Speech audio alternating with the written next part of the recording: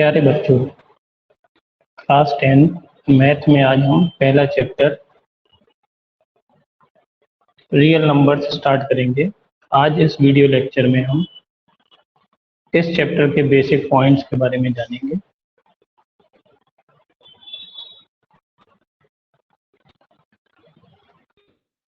आप सभी बच्चे इन पॉइंट्स को अपने रजिस्टर में नोट कर लें, क्योंकि ये पॉइंट्स इस चैप्टर के लिए बहुत इम्पोर्टेंट है।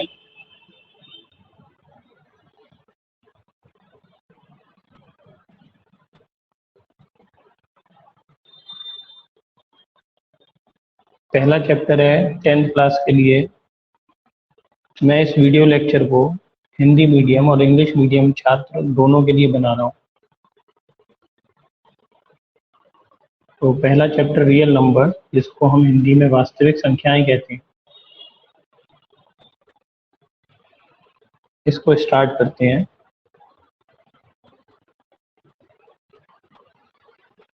तो बेसिक पॉइंट, सबसे पहला पॉइंट हमें मिलता है नेचुरल नंबर्स, प्राकृत संख्याएं, ऐसी संख्याएं जिन्हें हम गिनती में प्रयोग करते हैं।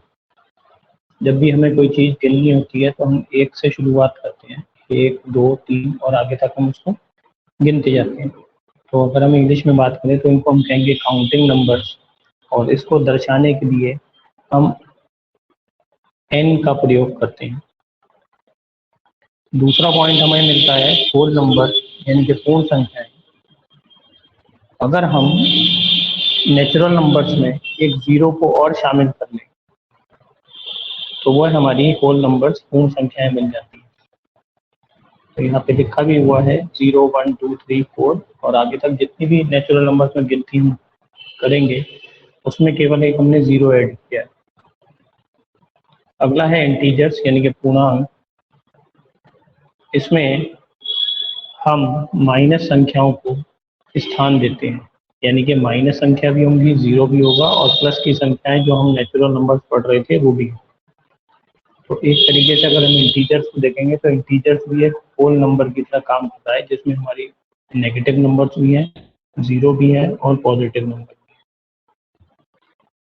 अगला पॉइंट आता है रेशनल नंबर, यानी कि परिमेय संख्या। ये सारे जो बेसिक पॉइंट्स हम पढ़ रहे हैं ये सब हम पिछली कक्षाओं में भी पढ़ चुके हैं, 7th में, 8th में, 9th में, ये सब हमने पढ़े हुए हैं चैप्टर्स।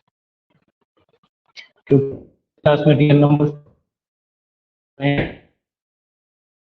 करना यह हमें पता होना आवश्यक है, इसलिए हम इसको रिवाइज कर रहे हैं। और जब लेक्चर में पहुंचेंगे तो मैं इस चैप्टर के क्वेश्चन आंसर से स्टार्ट करूँगा, इसलिए इस वीडियो लेक्चर में हम केवल बेसिक पॉइंट डिस्कस करेंगे और अगले लेक्चर में हम इस चैप्टर के क्वेश्चन आंसर्स को समझेंगे। तो 4th पॉइंट पे आते हैं रेशनल नंबर, परिमेय संख्याएं। इस प्रकार की संख्याएं जो कि लिखी होंगी, यानी कि फ्रैक्शन में लिखी होंगी, P/Q के रूप में लिखा जा सके जिनको। यहाँ पे एक कंडीशन और है कि Q कभी भी जीरो नहीं होगा। एक ऐसा नंबर का फॉर्म जिसको हम P/Q के फॉर्म में लिख सकते हैं, इसमें हम कोई से भी नंबर प्रयोग कर सकते हैं, नेगेटिव भी और पॉजिटिव। तो वहाँ पे जब आप डेफिनेशन पढ़ेंगे इंग्लिश में तो लिखा भी हुआ है एक ऐसी संख्या है जहाँ पे हम दो इंटीजर्स यूज कर रहे हैं। इंटीजर्स का मतलब है हम नेगेटिव संख्या को भी ले सकते हैं और पॉजिटिव संख्या को भी ले सकते हैं। पांचवा है हमारा इर्रेशनल। पांचवें नंबर से पहले एक और चीज मैं आपको बता दूं कि हमारे जितने भी पूर्णांक यानी कि इंटीजर्स हैं वो सभी रेशनल नंबर हैं। P/Q का मतलब हो गया, जैसे हम 2/3 लिख रहे हैं तो वो 0.3 जिसको हम कहते हैं, या 5/7, कोई भी नंबर हम ले रहे हैं जिसको हम फ्रैक्शन में लिख सकें, वो सब रेशनल नंबर। अगर कोई सिंपल नंबर भी होगा, जैसे हमने इंटीजर्स पिछला देखेंगे आप, तो यहाँ लिखा है -4, -3, -2, हम इसको -4/3 भी लिख सकते हैं। तो ये भी एक क्या बन गया, फ्रैक्शन बन गया हमारे पास, -3/4। ये एक फ्रैक्शन है। देखिए एक इंटीजर क्या है -4, एक इंटीजर क्या है 3, इसको हमने फ्रैक्शन में लिखा है। तो हर एक इंटीजर, यहाँ हम कह सकते हैं all the integers are rational, कि जो भी इंटीजर्स नंबर हैं वो सब क्या है, रेशनल है। चलिए 5वें पॉइंट है इरेशनल नंबर, जिनको हम अपरिमेय संख्याएं कहते हैं। नाम से ही क्लियर हो रहा है, अपरिमेय यानी कि एक ऐसा फॉर्म जिसको हम P अपॉन Q के रूप में ना लिख सकें, अपरिमेय है ये, इनको हम परिमेय रूप में नहीं लिख सकते। कंडीशन इसकी भी वही है कि Q कभी भी 0 नहीं हो। इनके जो एग्जाम्पल्स हैं वो आते हैं √2, √3, √7 और एंड सो ऑन, पाई। एक और पाई में एक और चीज बता दूं कि हम पाई को 22/7 भी लिखते हैं, पाई इक्वल 22/7 भी लिखा जाता है। तो अगर हम 22 और 7 की बात करेंगे तो ये एक इर्रेशनल नंबर आएगा, और पाई की अगर हम बात कर रहे हैं तो वो एक इर्रेशनल नंबर है, अपरिमेय संख्या है। और 22/7 की अगर हम बात कर रहे हैं तो ये एक रेशनल नंबर होगा।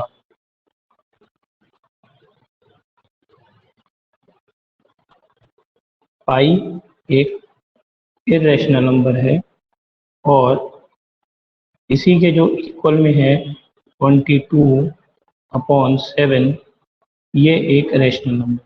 तो रेशनल नंबर को मैंने लाल से लिख दिया है 22/7।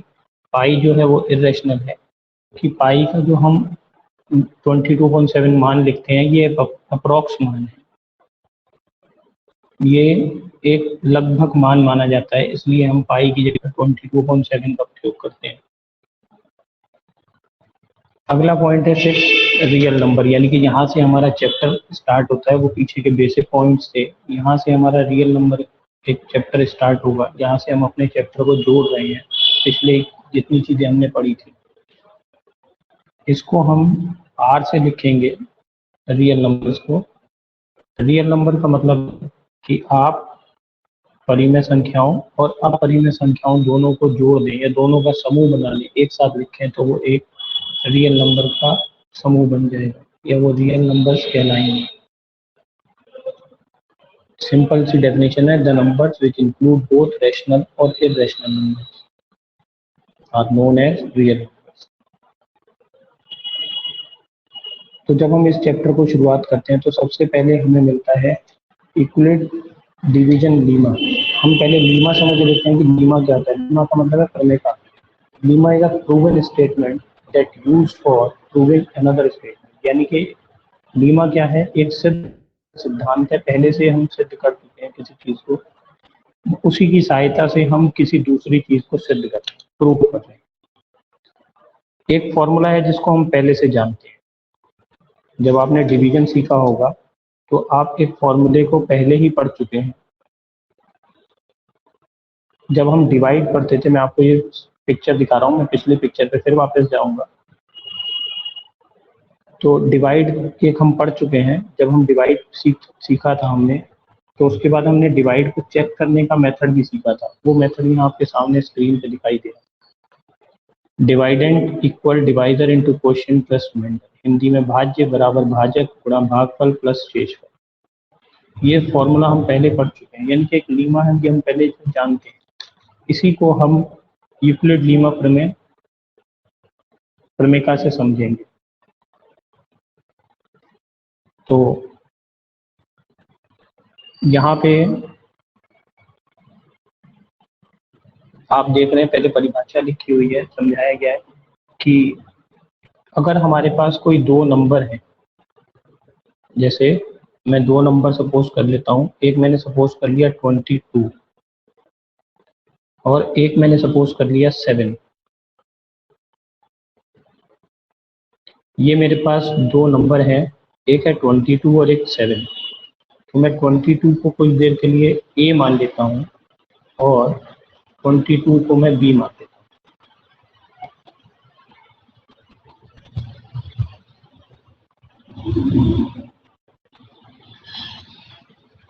तो यहाँ पे अगर मेरे को कभी भाग करना पड़ेगा तो मैं 22 बड़ा है और 22 जो है वो 7 से बड़ा है, तो मैं यहाँ पे 22 को 7 से भाग कर देता हूँ। डिवाइड करने पे मेरे को क्या मिलेगा, 7 3 जा 21। तो आपको दिख रहा है कि हमने यहाँ पे जब डिवाइड किया 22 को 7 से, तो हमें शेषफल मिला है, यानी कि रिमाइंडर मिला है 1। अगर हम जो पुराना फॉर्मूला हमने पढ़ा था जिससे हम डिवाइड को प्रूव करते हैं, तो यहाँ पे हम लिख सकते हैं 22 इक्वल 7 इंटू 3 प्लस 1। यहाँ पे डिवाइडेंड 22 है, यानी कि भाज्य 22 है, भाजक 7 है, यानी कि डिवाइजर 7 है, क्वेश्चन जो हमें मिला वो 3 है, प्लस 1 जो मिला वो रिमाइंडर है। इससे हमारा ये सिद्ध हो जाता है। अब आप हम आते हैं यूक्लिड डिवीजन लीमा पे। इसको आप देखेंगे तो नीचे यही दिखा रखा है कि ए और बी हमारे पास कोई संख्या थी जिसमें ए संख्या बड़ी है, बी छोटी है। बी को जब हम ए से भाग कर रहे हैं, यहाँ देखिए आप नीचे,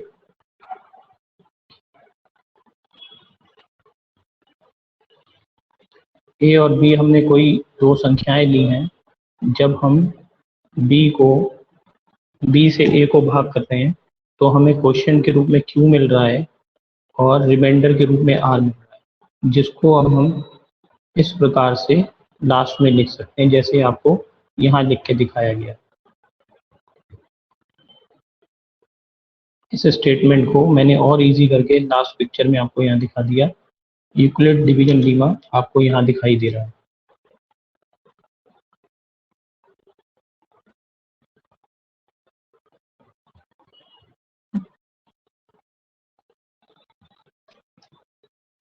अब आपकी बुक में अगला टॉपिक एक मिलेगा एल्गोरिथम, यानी कि यूक्लिड डिवीजन एल्गोरिथम मिलेगा।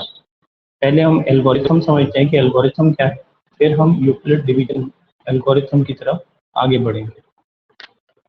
जिस तरीके से हमने प्रमेका को पहले समझा फिर उसके कॉन्सेप्ट को आगे बढ़ा, इसी प्रकार से एल्गोरिथम को हम पहले समझ रहे हैं, फिर यूक्लिड डिवीजन एल्गोरिथम को आगे समझें। तो एल्गोरिथम क्या है? एल्गोरिथम एक परिभाषित चरणों की श्रृंखला है, यानी कि एक ऐसी सीरीज है जिसमें हम किसी भी प्रॉब्लम को स्टेप बाय स्टेप सॉल्व करते हैं। उसके प्रोसेस को, उसके प्रोसीजर को सॉल्व करते जाएंगे जब तक कि हमारी प्रॉब्लम सॉल्व नहीं हो जाती। अभी जब आप आगे देखेंगे तो आप आगे समझेंगे कि हम उस प्रॉब्लम को स्टेप बाय स्टेप कर रहे हैं। आप अभी यहाँ पे याद रखिए कि एल्गोरिथम एक स्टेप बाय स्टेप प्रोसेस है या सीरीज है जिसको हम किसी भी प्रॉब्लम को सॉल्व करने के लिए प्रयोग करेंगे। अगला टॉपिक आता है हमारा यूक्लिड डिवीजन एल्गोरिथम।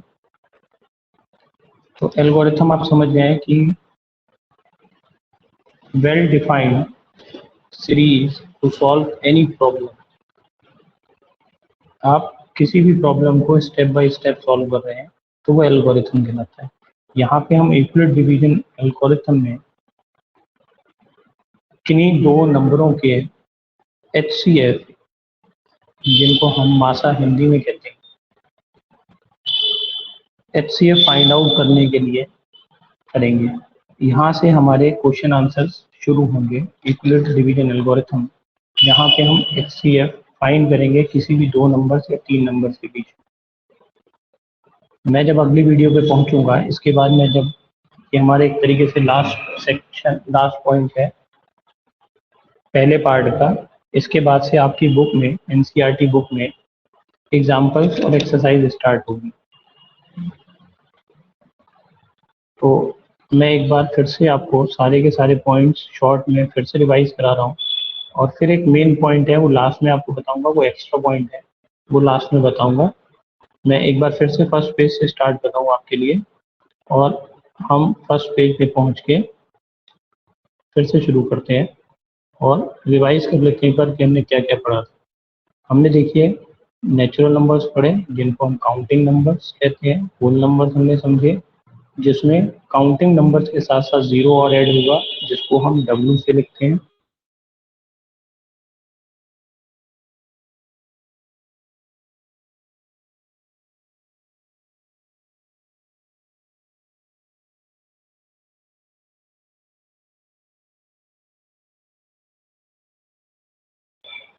इसके बाद है रैशनल नंबर्स।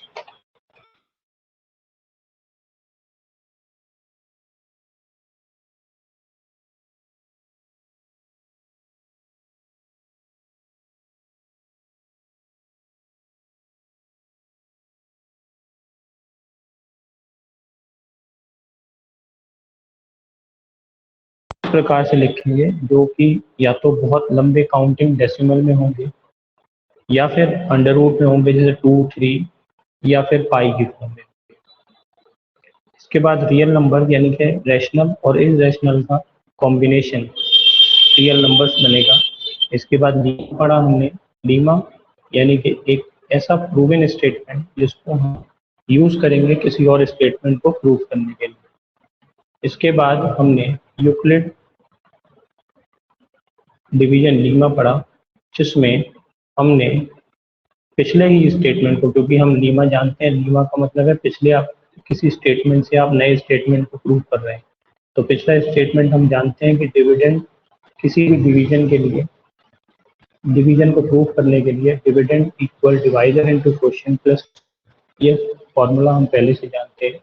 इसी फॉर्मूला यूक्लिड ने समझाया था, फर्स्ट टाइम उन्होंने इसको इंक्लूड किया था मैथमेटिक्स में, तो उन्हीं के नाम फॉर्मूला यहाँ दे रखा है। यहाँ हमने आज इसको समझा है, यूज तो हम पहले से करते हैं, आज इसकी हमने समझा है। इसको लिखा हुआ है आपके सामने, dividend equal divisor into quotient plus remainder. दोनों लैंग्वेज में मैंने लिखा है, हिंदी में भी इंग्लिश में।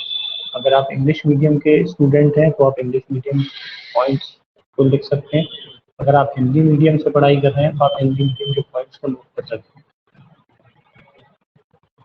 फिर हमने एल्गोरिथम पढ़ा था। एल्गोरिथम है well defined step which gives a process type problem. किसी भी प्रॉब्लम को स्टेप जो प्रोसेस है वो एल्गोरिथम है। यूक्लिड डिवीजन एल्गोरिथम में हम 2 और मोर नंबर्स के HCF को फाइंड करते हैं by applying Euclid division Lima, यानी कि स्टेप बाय स्टेप सॉल्व करेंगे। जब हम आगे नेक्स्ट वीडियो में मिलेंगे तो मैं आपको स्टार्टिंग में ही क्वेश्चन प्रोवाइड कराऊंगा और उस क्वेश्चन का सॉल्व पूरा करके दिखाऊंगा और समझाऊंगा साथ में कि हम किस तरीके से यूक्लिड डिवीजन एल्गोरिथम का यूज कर रहे हैं स्टेप बाय स्टेप क्वेश्चन को सॉल्व करने।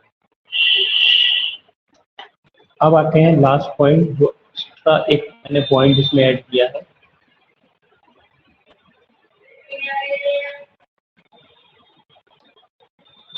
एक एक्स्ट्रा पॉइंट है जो आपने इस चैप्टर में पढ़ा होगा,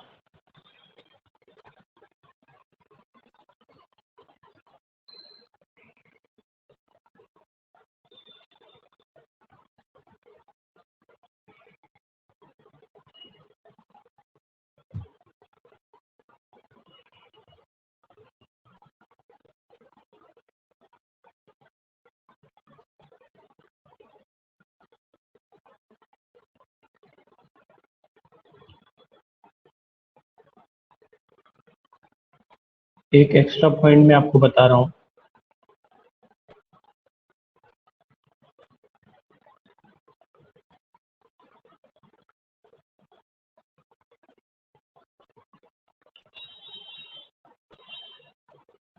ये दिख रहा होगा आपको स्क्रीन पे, जो एल्गोरिथम वर्ड है वो 9th सेंचुरी में पर्शियन मैथमेटिशियन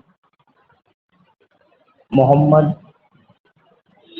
इब्न मूसा अल ख्वारिज़मी के नाम से लिया गया है,